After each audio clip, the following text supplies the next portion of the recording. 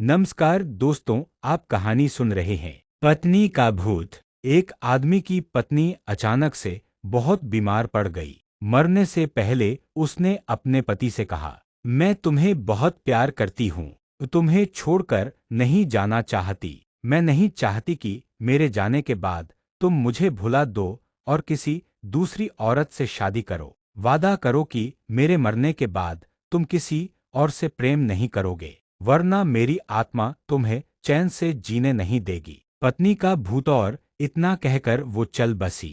उसके जाने के कुछ महीनों तक उस आदमी ने किसी दूसरी औरत की तरफ देखा तक नहीं, पर एक दिन उसकी मुलाकात एक ऐसी लड़की से हुई जिसे वह चाहने लगा। बात बढ़ते बढ़ते शादी तक आ गई और उनकी शादी हो गई। शादी के ठीक बाद आदमी को लगा कि कोई उससे कुछ कह रहा है। मुड़कर देखा तो वो उसकी पहली पत्नी की आत्मा थी। आत्मा बोली, तुमने अपना वादा तोड़ा है, अब मैं हर रोज तुम्हें परेशान करने आऊंगी। और इतना कहकर वो गायब हो गई। आदमी घबरा गया, उसे रात भर नींद नहीं आई। अगले दिन भी रात को उसे वही आवाज सुनाई दी, मैं तुम्हें चैन से नहीं जीने दूंगी। मैं जानती हूं कि आज तुमने अपनी नई पत्नी से क्या क्या बातें की। और उसने आदमी को अक्षरश एक एक बात बता दी। आदमी डर कर कांपने लगा। अगले दिन वह शहर से बहुत दूर एक जैन मास्टर के पास गया और सारी बात बता दी। मास्टर बोले, ये प्रेत बहुत चालाक है। बिल्कुल है, तभी तो मेरी एक एक बात उसे पता होती है। आदमी घबराते हुए बोला। मास्टर बोले, कोई बात नहीं, मेरे पास इसका भी इलाज है। इस बार जब तुम्हारी पत्नी का भूत आए तो मैं जैसा कहता हूं तुम ठीक वैसा ही करना। उस रात जब आत्मा वापस आई तो आदमी बोला, तुम इतनी चालाक हो, मैं तुमसे कुछ भी नहीं छिपा सकता।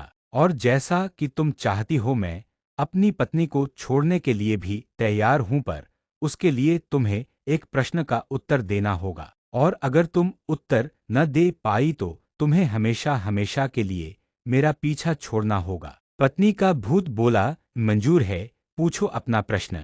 आदमी ने फौरन जमीन पर पड़े बहुत सारे छोटे छोटे कंकड़ अपनी मुट्ठी में भर लिए और बोला, बताओ मेरी मुट्ठी में कितने कंकड़ हैं। और ठीक उसी समय भूत गायब हो गया। कुछ हफ्तों बाद वो एक बार फिर से जैन मास्टर के पास उनका शुक्रिया अदा करने पहुंचा। मास्टर, उस भूत से मेरा पीछा छुड़ाने के लिए मैं जीवन भर आपका आभारी रहूंगा। आदमी बोला, पर मैं ये नहीं समझ पाया कि आखिर उस प्रश्न में ऐसा क्या था कि एक झटके में ही भूत गायब हो गया। मास्टर बोले, बेटा, दरअसल कोई भूत था ही नहीं। मतलब ये? आदमी आश्चर्य से बोला, हाँ, कोई भूत था ही नहीं।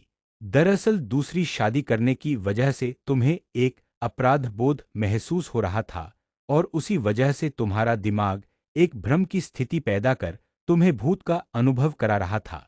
मास्टर ने समझाया। पर ऐसा था तो वो मेरी हर एक बात कैसे जान जाता था?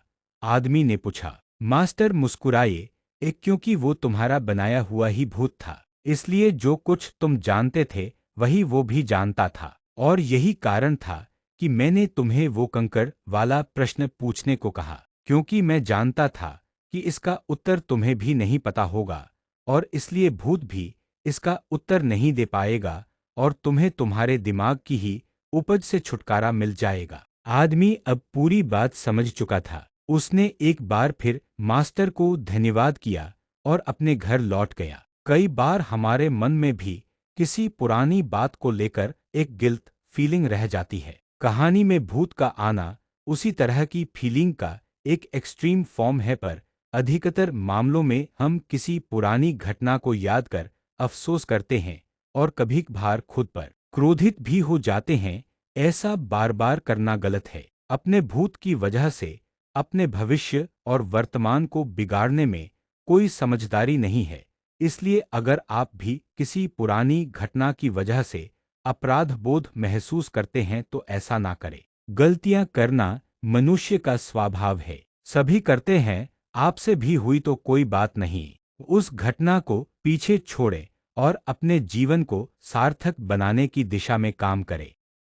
नमस्कार दोस्तों, आप कहानी सुन रहे हैं शारदा देवी का भूत। यह सत्य घटना है।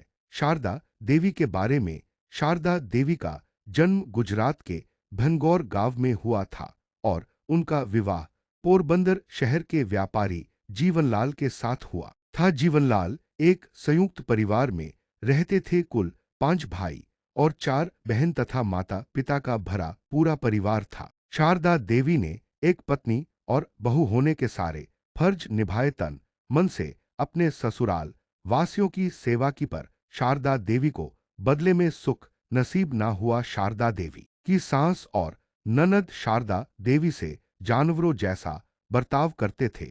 उनके गहने कपड़े भी छीन लेते थे। बीमार होने पर और गर्भवती होने पर भी शारदा देवी से घर का काम कराते थे। शारदा देवी ससुराल के अमानवीय अत्याचारों को सह सहकर जीती गईं। जीवनलाल कमाते तो खूब थे, पर उन्हें जुआ खेलने की गलत आदत भी थी। अपनी बुरी आदतों में मस्त जीवनलाल अपनी पत्नी के साथ हो रहे अत्याचार को रोकने की बजाय अपनी मां और बहन की बात सुन सुनकर पत्नी को ही भला बुरा कहते रहते और कभी कभी तो गुस्से में शारदा देवी के साथ मार पीट भी कर लेते थे। घर का काम करने और परिवार की सेवा करने के बावजूद शारदा देवी को दुख और तकलीफें मिलने की वजह से उनका जिंदगी से जी भर गया और तकलीफ में खुद के पति को अपने साथ ना पाकर शारदा देवी ने जिंदगी का दामन छोड़ दिया। ऐसा कहा जाता है कि शारदा देवी ने जानबूझकर गर्भावस्था के दौरान देसी घी के लड्डू भर पेट खाए थे, ताकि गर्भावस्था में उन्हें जहर चढ़ जाए और खुद की जान निकल जाए। कृष्ण किरण की कहानी चैनल पर आपका स्वागत है।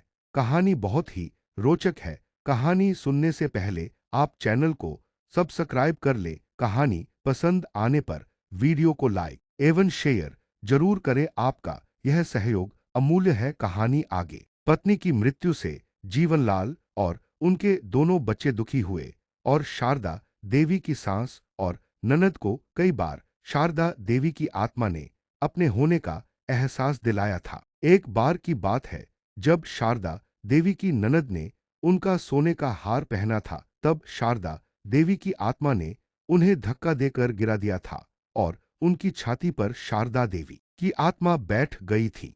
और जब तक उनकी ननद ने शारदा देवी का वह हार गले से नहीं निकाला, तब तक उनको जमीन से उठने नहीं दिया था। शारदा देवी के स्वर्गवास के उपरांत जीवनलाल परिवार के किसी प्रसंग में जाते थे तो अपनी मृत पत्नी को याद करके रो देते थे और कहते थे कि काश मैंने अपनी पत्नी की तकलीफों को समझा होता तो जिंदगी कुछ और होती। शारदा देवी की सास दिवाली बहन का स्वर्गवास भी 103 वर्ष की आयु में हुआ।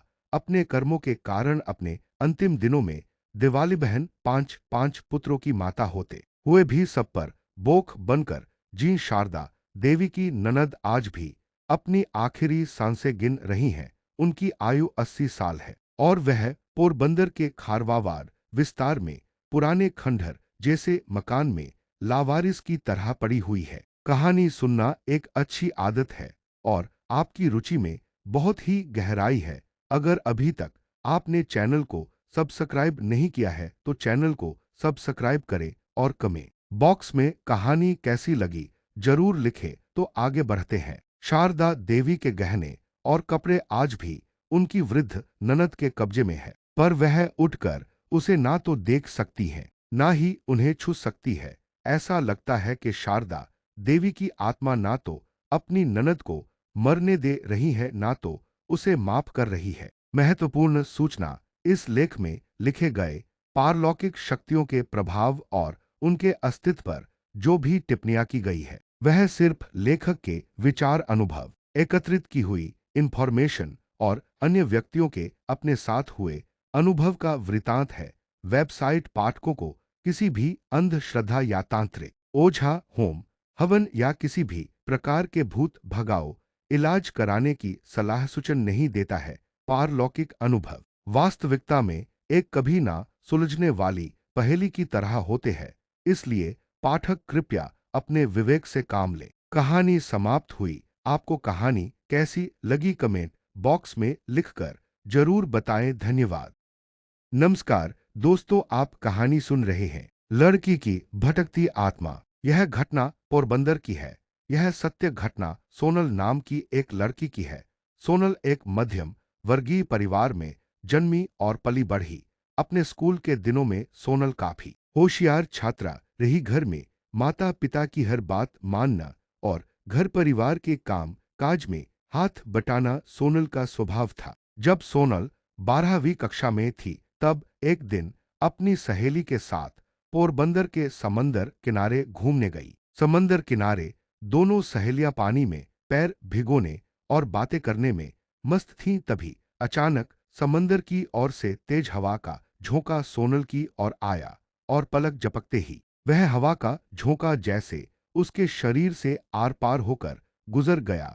इस घटना से सोनल बुरी तरह डर गई, क्योंकि सोनल को उस हवा के झोंके के साथ हुबहू अपने जैसी दिखने वाली लड़की भी दिखी थी, जो सोनल के शरीर के साथ टकराकर सोनल के शरीर से आर पार निकल गई थी। उस वाकये के बाद सोनल की जिंदगी ही बदल गई। कृष्ण किरण की कहानी चैनल पर आपका स्वागत है। कहानी बहुत ही रोचक है। कहानी सुनने से पहले आप चैनल को सब्सक्राइब कर ले। कहानी पसंद आने पर वीडियो को लाइक एवं शेयर जरूर करें। आपका यह सहयोग अमूल्य है। कहानी आगे। कहानी सुनना एक अच्छी आदत है और आपकी रुचि में बहुत ही गहराई है।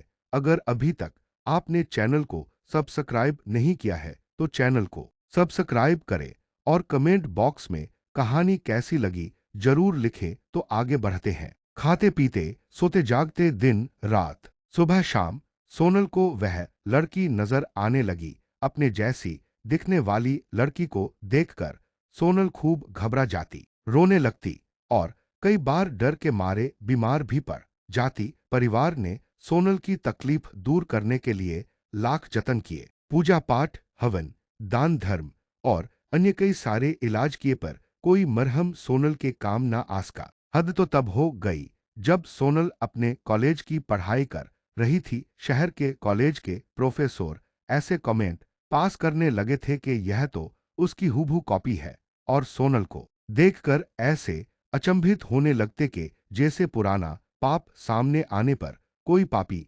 अचंभित हो जाता हो। ऐसा कहा जाता है कि आज से 35-40 साल पहले उसी कॉलेज में एक लड़की पढ़ती थी और वह अचानक गायब हो गई थी। माना जाता है कि कॉलेज प्रशासन से जुड़े कुछ लोगों ने उस लड़की को अगवा करके उसका बलात्कार करके उसे मार दिया था और उसके शरीर के कुछ टुकड़े कॉलेज की जमीन में दफना दिए थे और कुछ समंदर किनारे फेंक दिए थे। उसी लड़की की आत्मा सोनल को दिखती रहती है और अपने लिए इंसाफ चाहती है। सोनल आज भी अपने जीवन में कभी कभी उस लड़की की परछाई देखने का अनुभव करती है, पर अब सोनल ने अपने डर का सामना करना सीख लिया है और इस बात को समझ लिया है कि अगर हकीकत में ऐसी कोई दुखदाई घटना उस लड़की के साथ हुई होगी तो समय आने पर उस राज से पर्दा उठेगा और दोषियों को सजा मिलेगी। कहानी समाप्त हुई।